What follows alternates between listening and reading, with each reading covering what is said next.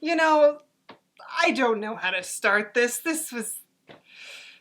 Welcome to Dracula Who Fucks. So if you have not been acquainted with the Mark Gatiss version of Dracula that has reached Netflix by now from the BBC, I don't know what to tell you. I have no answers for you. All I can say is I don't know what I just saw, and I'm not sure that I will ever have the words for what I just saw. I think the best way to describe this was, it's 2012. I'm back in university. I have a paper due tomorrow. In that paper, I have to summarize Dracula. This is my summary of Dracula. This is my fever dream of Dracula. And like, there are new characters, which is fine. They're pretty great, but like... There's some shit goes down. It's like Dracula took a line of coke and some psychedelics and was like, I got this. Some of the special effects are so bad.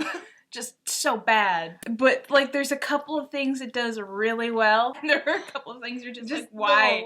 No. Okay, so the Dracula starts with Jonathan Harker. He is in a nunnery. He's being interrogated by two nuns. He has escaped Dracula and they want to know like what happened to him and how he survived. And like one of the first things out of our head nun's mouth, Sister Agatha, is like, did you fuck him? Did you fuck the Count? And I'm like, okay, Dracula Who Fucks, let's go! There was very little preamble to that. She's just like, I need to know, did you fuck Dracula? And you're like, well, lady, buy me dinner first. Woo, okay. Jonathan Harker goes to the Count. He's like a real estate agent. He's selling him the real estate. Dracula's like, no, you must stay with me for I must learn the English. And he's like, but I don't want to. And he's like, but you must. And so then it starts to do some weird things. Like I really liked how the castle was a gigantic labyrinth. And it kind of like added to like the dreamlike sense of like, he can't get out. Why can't he get out? Well, it's because it's a gigantic maze. And they do some pretty cool stuff with like editing, how he sees kind of himself passing through different points to like just show like the passage of time and how lost he is. A+. He also gets a really, I kind of like this. It was a message scratched on his window and it just looks like scratches until the daylight goes through it and it says, help me. And I thought that was cool. So he's like kind of looking for this person who asked for his help because he's a good person and also he's stupid. This Dracula definitely wears some of its influences on its sleeve. Like when you first meet the Count, he's really old and decrepit and kind of has like the long white hair, and it's definitely a throwback to the best adaptation of Dracula that ever existed. Francis Ford Coppola's Bram Stoker's Dracula. Yes, that one. And there are other camera angles where he kind of looks like the Christopher Lee Hammer horror Dracula, like a little bit of like Bela Lugosi in there too. Until eventually he comes out looking like Timothy Dalton. Yeah, like eventually you just get Dracula 007, like. And he's just like, so like he's trying to do like the whole Transylvanian accent, you know, and then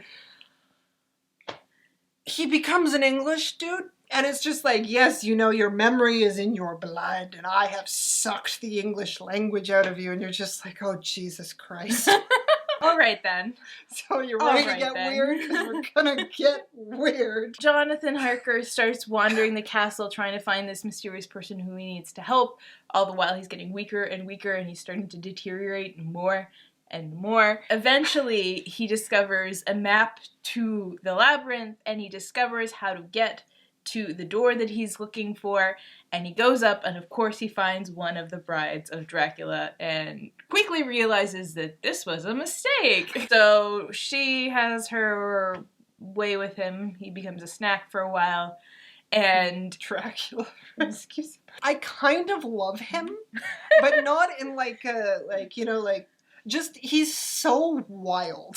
Where he's just like, yeah, no, like, they're my brides. And Jonathan's like, why do you have, like, they're in two completely different movies. Yeah, that's it. Jonathan is like, why do you have brides? And he's like, well, I want to reproduce, Jonathan.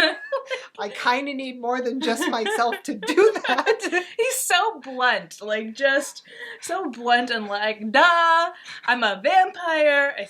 blood. Do you want to be my bride, Jonathan? And Jonathan's just like, oh my god. Jonathan's like, it's the 1900s, I'm a man. And like, he's like, well, okay, fine, like, you're gonna die then. Okay, we're totally glossing over this. There was a vampire baby. We blocked that out. We what are you blocked talking about? Dracula was just like, oh, huh, this never happens. Maybe I'll keep this one. And I'm just like, oh, what am I watching? And all throughout this thing, he's like talking to the nun in the convent. Yeah. And she's absolutely phenomenal. She is actually the best part of this show. Just the lines that she gets are phenomenal. Like, he's like talking about like, oh, he came here for protection. She's like, why'd you come here? God's not gonna protect you. And he's like, but you're a nun. And she's like, I looked for God everywhere, couldn't find him. I like the aspects of faith that they discuss. Like the whole, like, she's like, I've looked for God everywhere. If, like, the devil exists, then God has to exist. And, like, their take on immortality. Like, some people just are unfortunate that they don't die. And I'm just like, oh, hi, the hunger. It's been a while. He and Dracula have this moment on top of the tower where he's still in the sun. Yeah, Dracula, like, carries, he's like, okay, I haven't seen her in a long time. And he's like lying on his like cloak beside him and just like tell me everything. Let me gaze into your eyes. And so Jonathan is on the tower and he's just like, you know what? Why don't you spare my life? And Dracula's like, really, Jonathan? I've just told you that I'm gonna go and kill all of these people, and you're cool with it, Jonathan? You're fucking me. And he's like, look me in the eye and tell me that you will not try and stop me if I spare you. And Jonathan's like, yeah, you're right. I would definitely never stop. And so he snaps his neck. And then he just kind of like waits there and watches. And then eventually, the way they, like, a lot of the vampire movement kind of looks very stop motion-y, which is really cool. But like some of the time, Jonathan is like flailing and stop motioning all over it, and Dracula's just like, oh, look at that! It's not normally this quick. Okay, hey, buddy. Nice to see you again. Jonathan tries to kill himself, and he manages to escape to the nunnery, and that's when you realize that this is not over. And he is not dead. And there is another whole hour and a half. Hey, so we're in the convent, and then we find out that the nun that has been sitting in with Sister Agatha for this interrogation is actually Jonathan's fiancée, and because Dracula has sucked out his memory and everything, he doesn't remember her face, and then they recognize each other, and it's very sweet. And then you realize that Dracula's a-comin'. And Jonathan Harker is dead and definitely turning into a vampire. Yep, so let's leave him alone with his fiancée, because that's not gonna end badly. Yeah, she looks at the vampire and is like, protect her. Lady, this is not Twilight. And then, okay, so it's both the best and worst scene in this entire show, which is Sister Agatha is facing off against Dracula. Dracula has clawed his way out of this wolf corpse. Like, in the most graphic way possible. Like, he's been birthed from this wound in the side of a wolf, and he's just standing there, coated in blood, just naked, and she's just like, you know what, though? With him. That was actually foreshadowing for the end of the show. I know, and I hate it. She's like fucking with him, and she's just like, oh, you think, the animal in this situation, and she just cuts her hand and is just like flinging blood at him and like gives him the knife, and he's just like, I'm gonna get in, lady. I'm gonna get in. One of you's gonna, and like, none of your nuns can look me in the eye. Of course I'm gonna get in. And she's like, motherfucker. You're naked.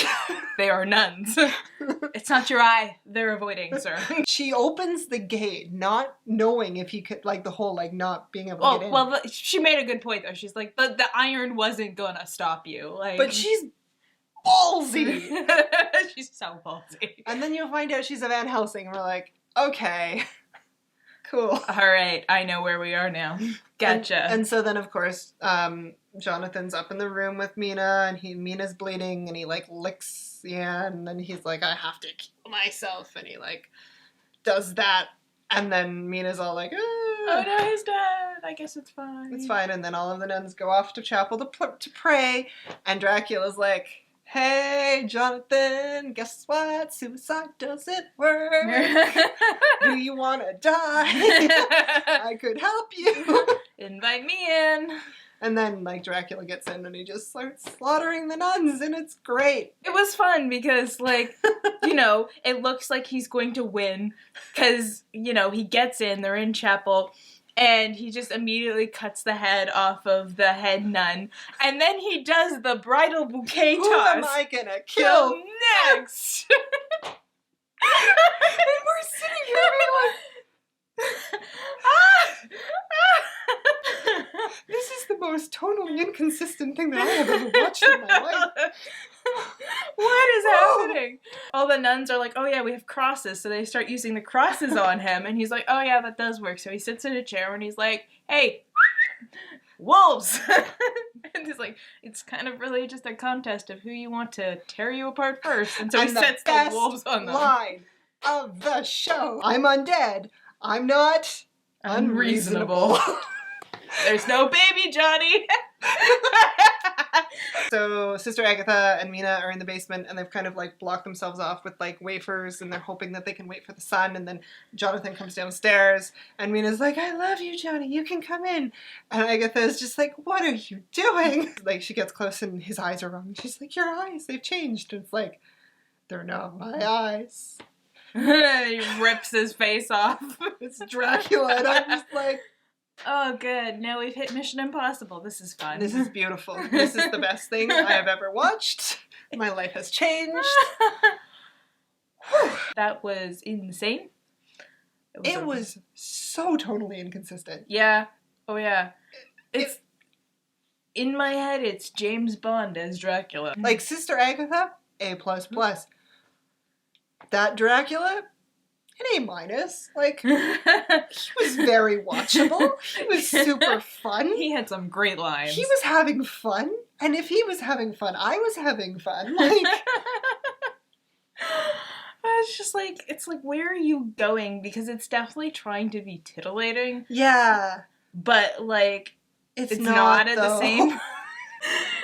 It's not, it's clearly, like, influenced by it. It's not a straight adaptation. It just fucking runs off in one direction, and, like, there's nothing wrong with doing that. Think of all the random Dracula movies we've watched. Oh, yeah. It's fine. It's just, like, you should have a goal. You should have an idea of what you want to do. This is kind of everything at once. Favorite moments. He's trying to get Jonathan to write some letters to throw people off the trail of where he is. And all the while there's a baby in a basket. And Jonathan's like, no, not the baby. And Dracula's like, there is no baby. And so he's like walking up the stairs with the baby in the basket.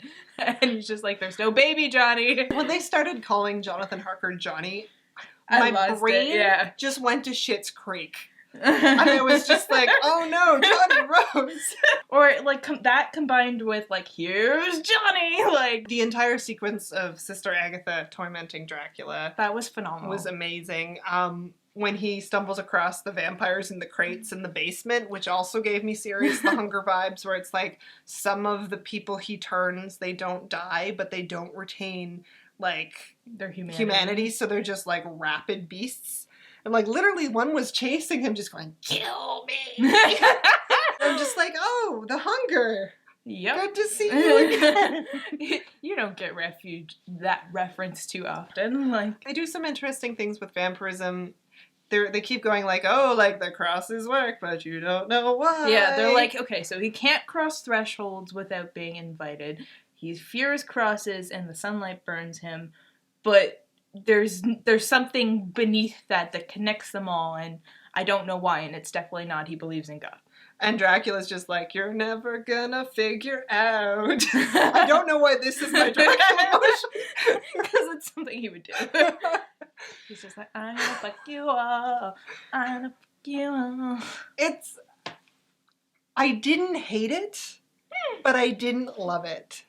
No, I walked out of that like, oh god, there's 3 more hours. It's done in the style of like BBC Sherlock, and like the first season of BBC Sherlock was very cohesive. Mhm. Like it had a tone, it had a point, it had a style. This does not. This does not. This is just, It's everywhere. it's everywhere and nowhere, and it's there. So yeah, we will keep you posted on our watching Yes. this video. Yes. And good luck if you decide to watch it. Have you watched BBC's Dracula? What do you think about it? Tell us in the comments below. And we will see you guys later.